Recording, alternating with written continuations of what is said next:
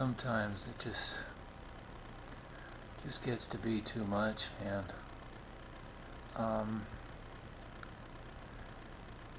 you know, I've been dealing with the swelling on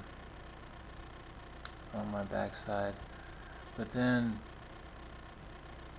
you know, a thing that goes along with L1 injury is incontinence, or no bowel control. You know, I think T11 or T12 to L2 have that problem, so within that range.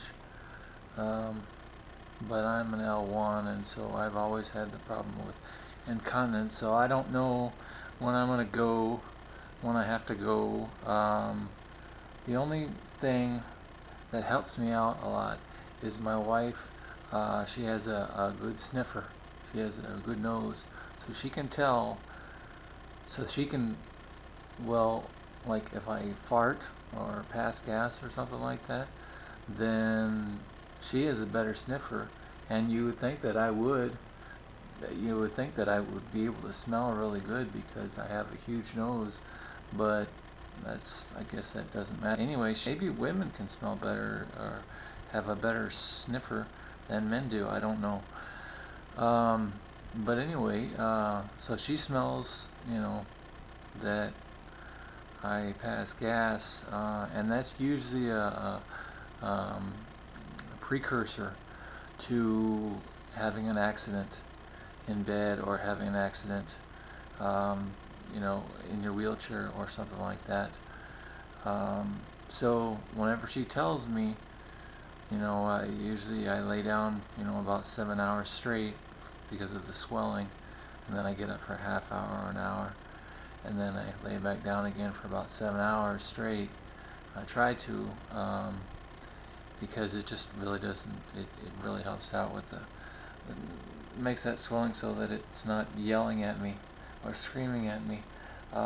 It really cools down the swelling quite a bit.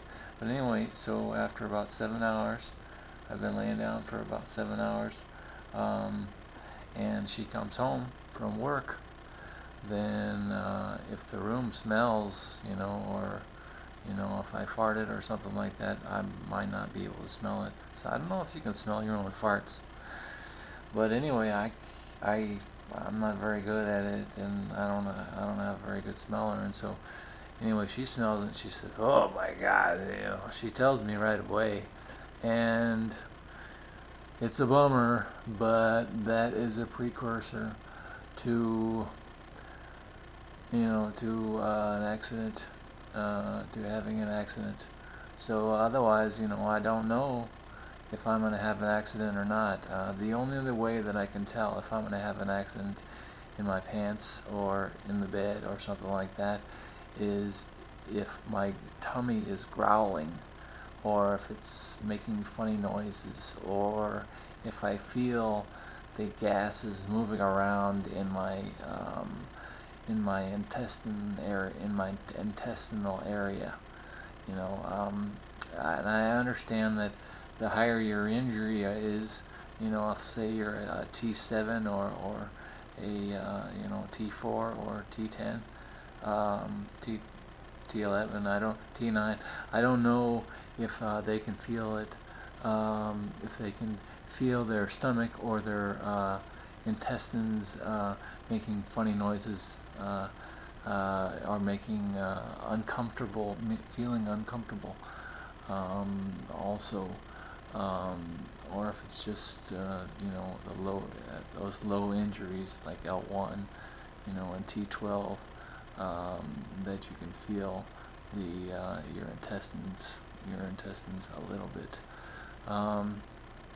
So anyway, after I get done going to the restroom, whether it be in the bed, in my wheelchair, or hopefully in the toilet, I've had that happen 2 times where I've actually been able to catch my accident before it happened, and I've been able to rush to the toilet, and do my digital stimulation over there and go to the bathroom.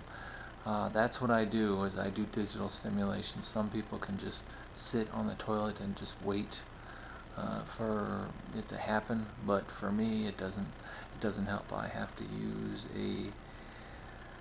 use a glove and do digital stimulation in my anus to get that, to get the stool released, get it out of there. I lately have had diarrhea, and but anyway, enough of that lovely subject. And it's really difficult because I want to exercise, and whenever I exercise, then sometimes it stimulates my bowels. So it's a tightrope that I'm walking, but what are you gonna do? Gotta exercise.